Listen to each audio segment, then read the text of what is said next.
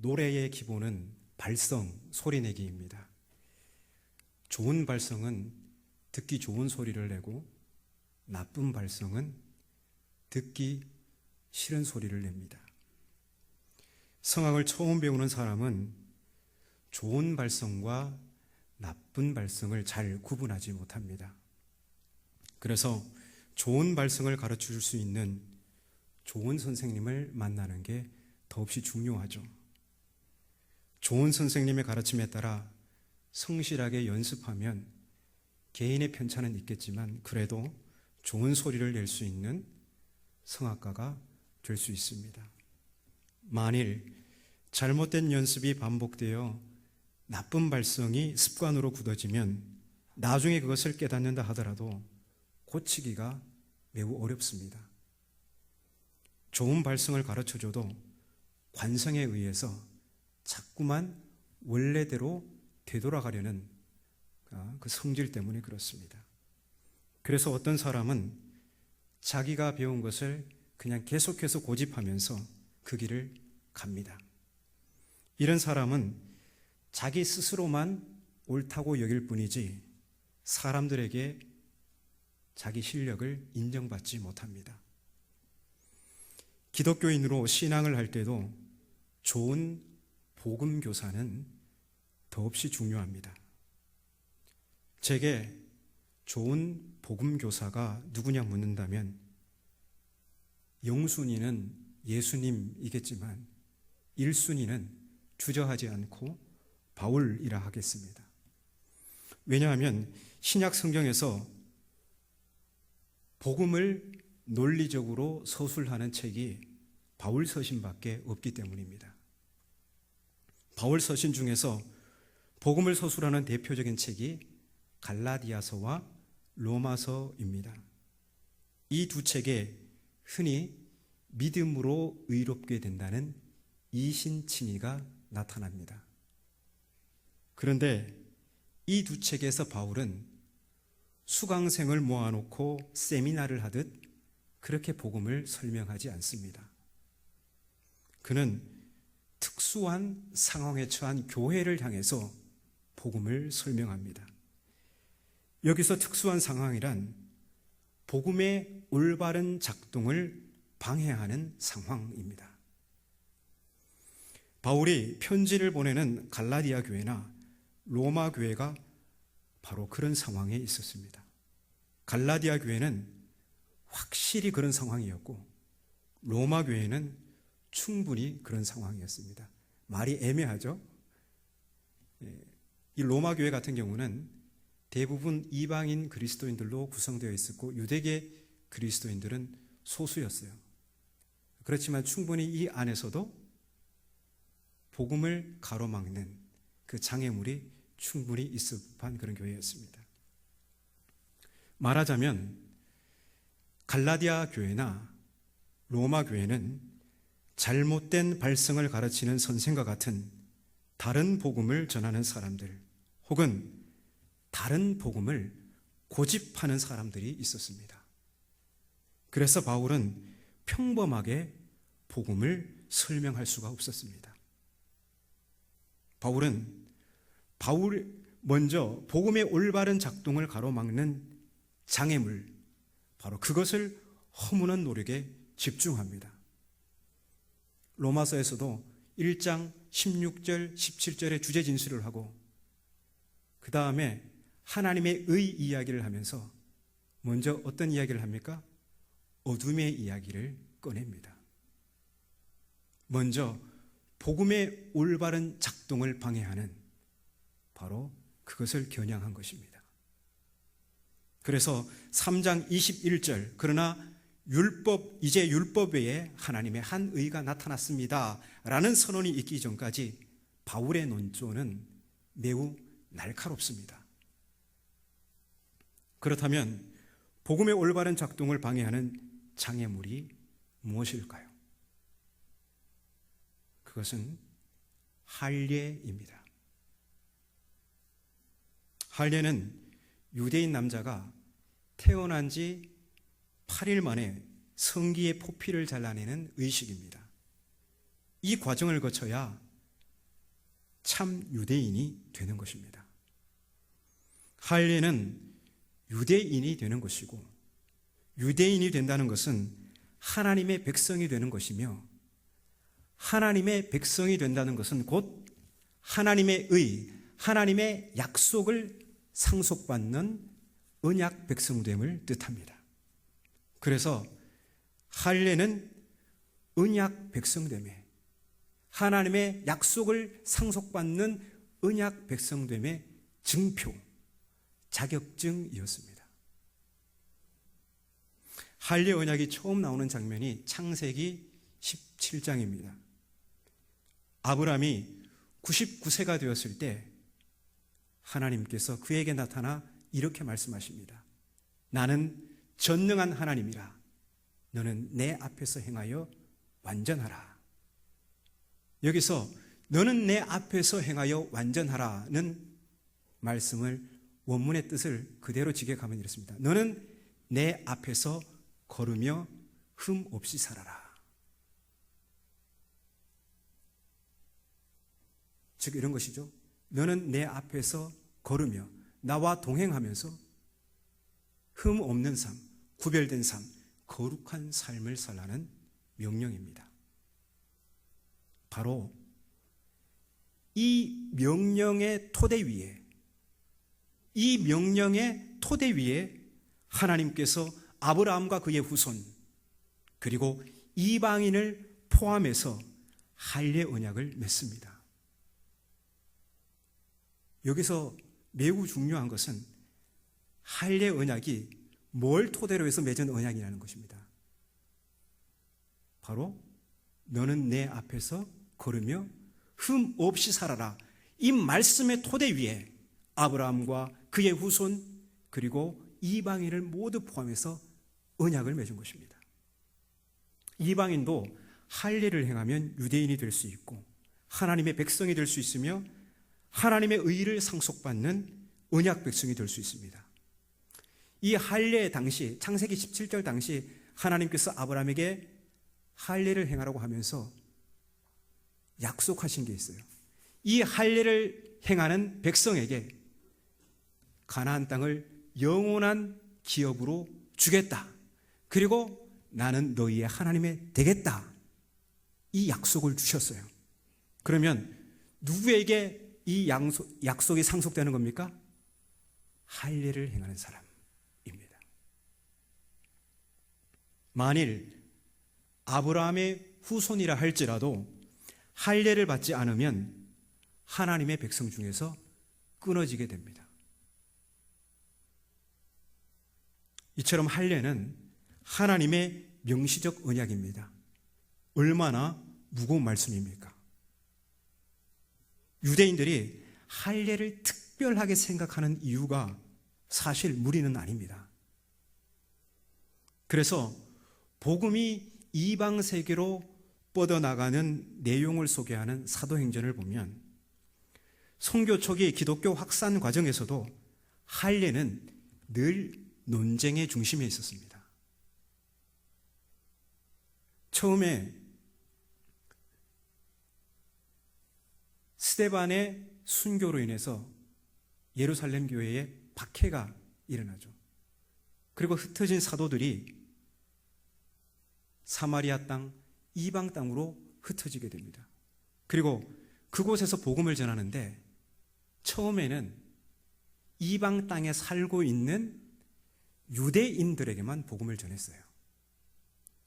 오순절 성령 강림을 체험하고도 구원이란 유대인들만의 것이지 이방인들의 구원 가능성은 전혀 예상하지 못했습니다. 그런데 이런 유대인들의 신념에 균열이 가는 사건이 발생합니다.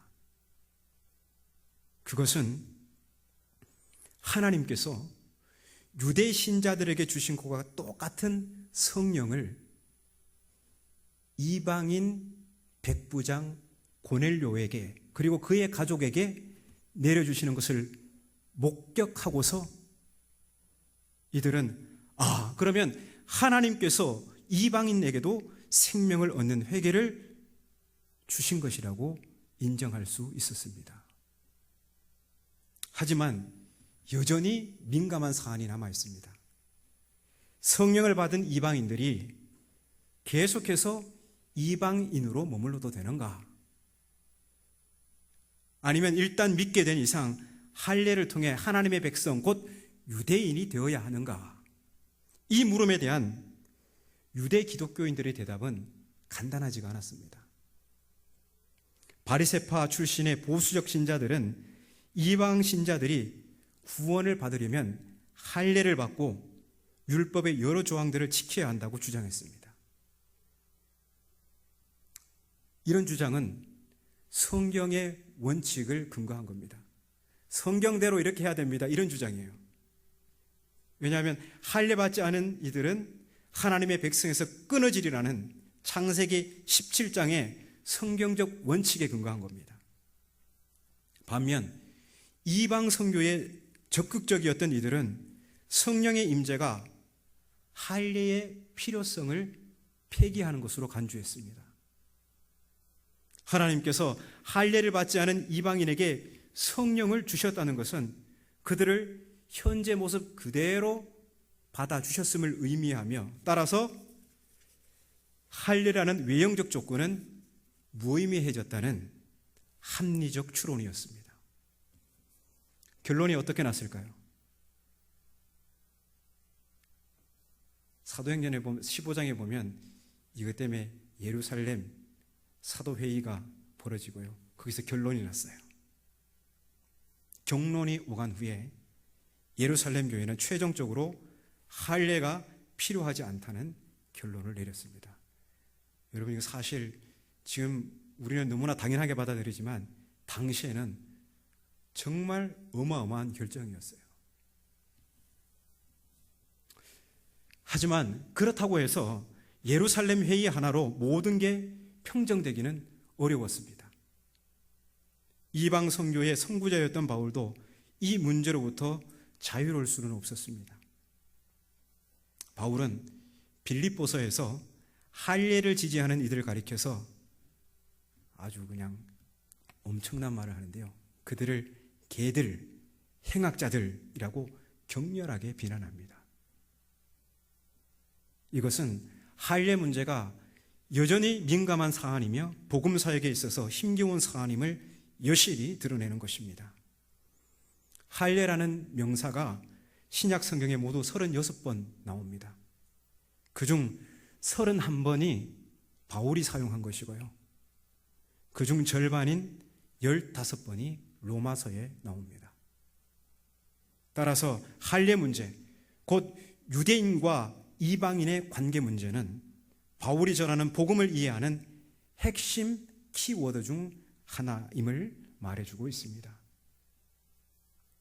이렇듯 바울의 복음 이야기는 그냥 평범하게 서술하는 내용이 아닙니다. 기독교의 복음 이야기는 많은 부분 할례로 대표되는 유대인들의 배타적인 선민의식과 대결하고 충돌하고 갈등하는 문맥에서 전개되고 있습니다. 그래서 바울의 복음은 유대인들의 배타적 선민의식이 복음의 효과적 선포를 방해하는 상황에서 전개되기 때문에 복음 선포가 많은 부분 이러한 배타적 자폐성을 허무는 노력에 집중될 수밖에 없습니다. 이걸 허물어야지 제대로 된 복음이 작동하기 때문이죠. 실상 유대인들은 할례를 통해 스스로 구원받은 하나님의 백성으로 자랑만 했지 율법을 지키지는 않았습니다. 할례는 너는 내 앞에서 걸으며 흠 없이 살아라 는 하나님의 명령의 토대 위에 세워진 언약입니다. 할례를 행한 너희에게 가나안 땅을 너희에게 영원한 기업으로 주고 나는 너희의 하나님이 되리라. 그러니 아브람과 너의 후손은 내 앞에서 걸으며 흠 없이 살아라. 바로 이 토대 위에 할례 언약을 준 것이죠. 이렇듯 할례는 하나님과 그의 백성 사이에 맺은 상호 의무를 지는, 하나님도 의무를 지고 그의 백성도 의무를 지는 상호 속박적 언약입니다. 하나님이 노아에게 하신 언약은 하나님의 일방적인 언약이죠. 무엇을 요구하지 않으셨습니다. 하나님이 처음 아브라함을 부르셨을 때도 일방적 언약입니다. 아무것도 요구하지 않으셨습니다. 창세기 15장에 나오는 횃불 언약도 마찬가지입니다. 하나님의 일방적 언약입니다. 그런데 할례부터는 하나님과 그의 백성이 의무를 지는 쌍방 속박적 언약이 이제 진행됩니다. 할례를 통해 가나안 땅 상속과 나는 너희의 하나님이 되리라는 약속을 받은 아브라함과 그의 후손은 하나님 앞에서 걸으며 흠 없이 살아야 합니다. 그리고 그 구체적인 지침이 나중에 모세를 통해 율법으로 주어진 것입니다. 그런데 유대인들은 할례와 율법을 자랑만 했지. 야, 우리는 율법을 가지고 있으니까 우리는 맹인들의 길을 안내하는 스승이야. 우리는 선생이야. 스스로 그렇게 자기들 우월하게 생각만 했지. 언약 백성으로서의 고귀한 삶의 자태는 찾아볼 수가 없었습니다. 그들은 불경건과 불의로 진리를 가로막는 이방인과 다름없었습니다. 그래서 바울은 본문 25절에서 이렇게 말합니다. 함께 읽어볼까요? 함께 읽겠습니다. 네가 율법을 행하면 할례가 유익하나 만일 율법을 범하면 내 할례는 무할례가 되느니라. 아멘. 자, 여기서 할례가 유익하나, 언제 할례가 유익합니까? 율법을 행하면 할례가 유익하대요. 이 말은 뭐냐면 하나님의 백성의 정체성인 이 할례가 돋보이게 된다는 겁니다. 이 할례의 가치가 도드라지게 된다는 겁니다. 언제요? 율법을 행할 때. 그런데 율법을 행하지 않으면, 율법을 범하면 무할례가 된다고 합니다. 무할례가 된다는 것은 하나님의 백성 중에서 끊어진다는 말입니다. 할례는 무엇입니까? 하나님의 약속을 상속받는 언약적 특권이잖아요. 율법은 무엇입니까? 그 언약 백성으로서의 고귀한 삶의 자태 아닙니까? 그래서 할례, 즉 언약적 특권과 율법, 즉 언약 백성으로서의 고귀한 삶의 자태는 결코 분리될 수가 없습니다. 오늘 우리로 말하자면 믿음과 행함은 결코 나눌 수 없는 것처럼 말이죠. 그래서 바울의 원칙은 분명합니다. 2장 13절을 함께 읽겠습니다. 2장 13절은 로마서에서 나오는 최초의 칭의 진술입니다. 의롭다고 여겨주는 것, 최초의 칭의 진술인데요. 함께 읽겠습니다. 시작. 하나님 앞에서는 율법을 듣는 자가 의인이 아니요 오직 율법을 행하는 자라야 의롭다 하심을 얻으리니. 아멘. 아멘 하기 싫으십니까? 좀 부담스러운 말씀입니까? 루터의 이신칭의, 종교개혁자, 16세기 종교개혁자 루터의 이신칭의를 따른 사람들은 이 구절이 가시와 같습니다. 이걸 그냥 성경에서 이것만 빼면 참 좋을 것 같은데, 이렇게 생각합니다. 그래서 이 구절을 다르게 해석해 보려는 시도가 기독교 역사 가운데서 계속해서 이어져 오고 있었습니다. 하지만 마음에 들지 않는다고 해서 하나님의 말씀을 내 구미에 맞게 취사 선택하거나 빼버릴 수는 없습니다. 성경은 명백히 행위 심판 원칙을 강조합니다.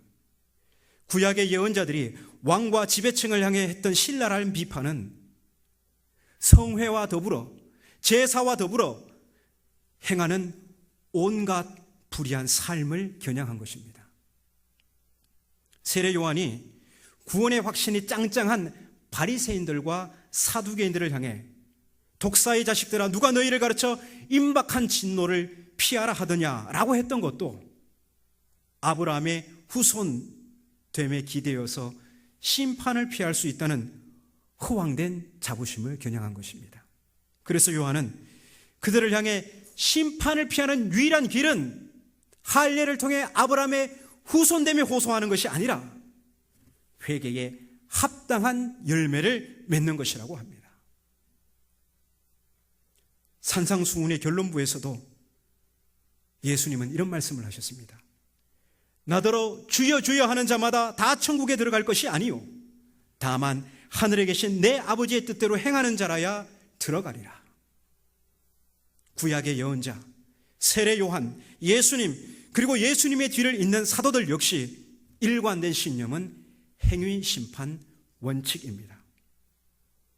이 원칙은 누구도 흔들 수 없고 성경에서 빼버릴 수 없습니다.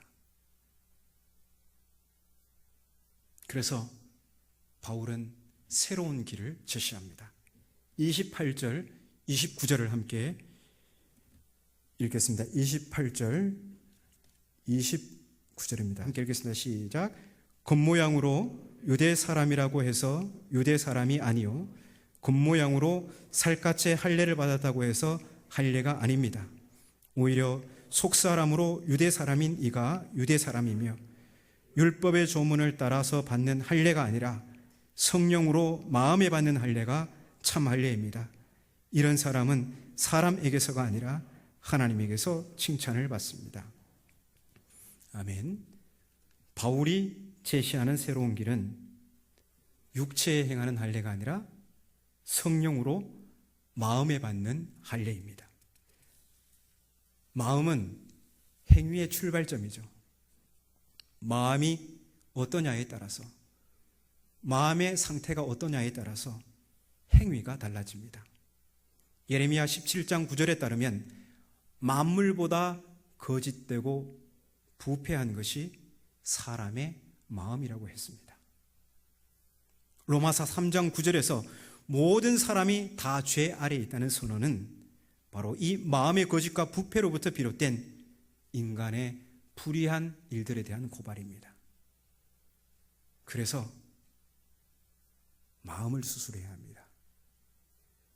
마음의 수술은 수술용 메스로 되는 게 아닙니다. 마음의 수술은 성령님만이 할 수 있습니다. 성령께서 하나님의 법을 우리 마음에 새겨주실 때 비로소 너는 내 앞에서 걸으며 흠없이 살아라 는 하나님의 언약적 명령에 신실하게 응답할 수 있습니다. 성령께서 마음을 수술해 주실 때 비로소 우리는 하나님께 주권을 돌려드리고 그분의 말씀에 철두철미 믿음의 순종을 바칠 수 있습니다. 이처럼 마음의 할례로부터 나오는 선한 행위는 인간의 주도적 노력의 결과가 아니라 성령의 주권적 인도하심으로 맺혀진 열매들입니다. 그래서 자랑할 것이 없습니다. 바울의 고백을 보십시오. 그러나 내가 나 된 것은 하나님의 은혜로 된 것이니 내게 주신 그의 은혜가 헛되지 아니하여 내가 모든 사도보다 더 수고하였으나 내가 한 것이 아니요 오직 나와 함께 하신 하나님의 은혜로라. 여러분, 하나님의 은혜를 그토록 강조하는 바울은 누구보다도 신실한 삶을 살았습니다. 내가 모든 사도보다 더 많이 수고하였으나, 누가 이렇게 자신감 있게 얘기할 수 있겠습니까? 이러한 바울의 신실한 삶이 하나님의 은혜를 은혜되도록 한 것입니다. 그런데 잘못된 복음을 따르는 사람은요, 하나님의 은혜를 언약적 책임에 대한 면책 특권으로 오해합니다. 그런데 여러분, 책임을 져버린 삶은요, 하나님의 크신 은혜를 값싼 은혜로 만들어버리는 거예요. 그런데 이상하게도 행위라고 하면 이 엘러지 반응을 일으킵니다. 왜냐하면 인간의 행위가 하나님의 은혜를 훼손한다는 생각 때문에 그렇습니다. 정말 그럴까요? 정말 우리의 거룩한 삶이 하나님의 은혜를 훼손합니까? 그렇지 않죠. 자녀들이 부모님의 은혜에 감사해서 효도하면 그 자녀들의 효도 행위가 부모님의 사랑과 은혜를 돋보이게 하죠. 누가 부모님의 은혜를 돋보이게 한다고, 부모님의 사랑을 아주 도드라지게 한다고 저는 부모님께 절대 효도하지 않겠습니다. 제가 부모님의 사랑에 효도하면 서로 주고받는 것이 될 뿐이니까 저는 효도하지 않겠습니다. 왜냐하면요, 부모님의 사랑을 돋보이게 하기 위해서 저는 절대 효도 행위를 하지 않겠습니다. 이런 자녀 있습니까? 없잖아요. 효도하는 자식만 칭찬받는 게 아니라 그의 부모님의 명예도 높아집니다. 여러분, 하나님의 은혜의 개념, 그 은혜의 개념이라는 게 그런 거예요. 은혜는 그냥 은혜만 높인다고 해가지고 은혜가 되는 게 아니고요, 그 은혜에 합당한 삶을 살아갈 때 그 은혜가 돋보이게 되는 거예요. 근데 이렇게 생각할 수 있겠죠.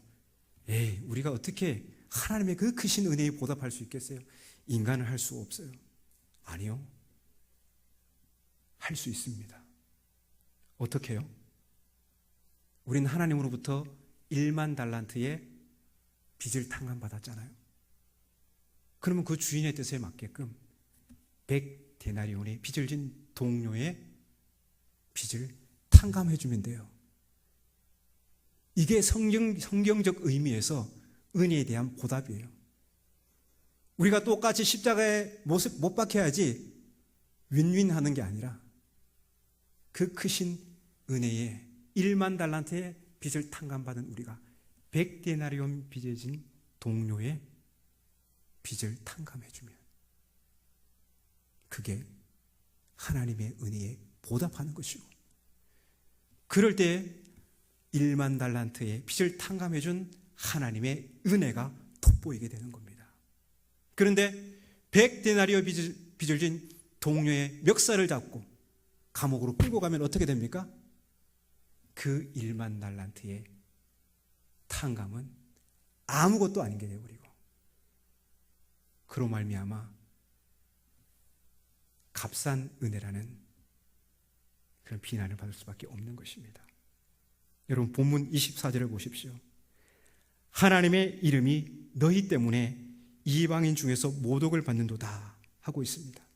왜 하나님의 이름이 세상으로부터 모독을 받습니까? 율법을 자랑하기만 했지 정작 율법을 지키지 않은 유대인들의 불신실한 삶 때문입니다. 할례를 받아 하나님의 백성이 되었다는 언약적 특권만 주장했지 할례 언약의 토대가 되는 너는 내 앞에서 걸으며 흠없이 살아라는 하나님의 말씀을 버렸기 때문입니다. 어제 토요일 아침 예배 중에 한 분이 이런 말씀을 했습니다. 요즘은 복음 전하기가 매우 어렵습니다. 여러분도 공감하십니까? 복음 전하기가 매우 어렵습니다. 개신교인들에 대한 사람들의 시선이 너무 따갑습니다. 그 말씀을 들으면서 저는 로마서 첫 시간을 기억했습니다. 복음은 능력입니다. 그런데 왜 이 능력의 복음이 요즘은 잘 작동되지 않는 것일까요?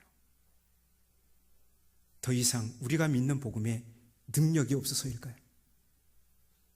아니면 복음을 전하는 사람이 복음의 올바른 작동을 가로막고 서 있었을까요? 코로나19가 여전히 그 힘을 떨치고 있습니다. 그럼에도 온 국민들이 이웃의 생명을 귀하게 여겨 경제적 손해를 감당하고 운신의 폭을 최소화하며 인내와 희생으로 여기까지 잘 견뎌왔습니다. 방역당국의 노력과 의료진들의 소명적 헌신으로 이만큼 이겨왔습니다. 많은 교회들이 선제적 비대면 예배로 전환하고 기도하면서 세상과 함께 어둠의 터널을 지나가고 있습니다. 하지만 일부 몰상식한 교회와 지도자들이 예배는 생명이다 라는 신앙의 신념을 앞세워서 방역 지침을 어겨가면서 이웃을 불안에 내몰며 이웃을 나 자신같이 사랑하라는 성경의 체교의 계명을 자신의 신념 아래 사장시켜버렸습니다.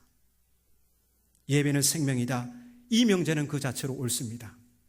하지만 저는 이 코로나 시국에 정말 우리의 예배가 그동안 생명을 주고 있었는지 우리는 성찰해 보아야 합니다. 혹시 우리의 예배가 고통을 주고 있었는지 있지는 않았는지 정직하게 대면해야 합니다.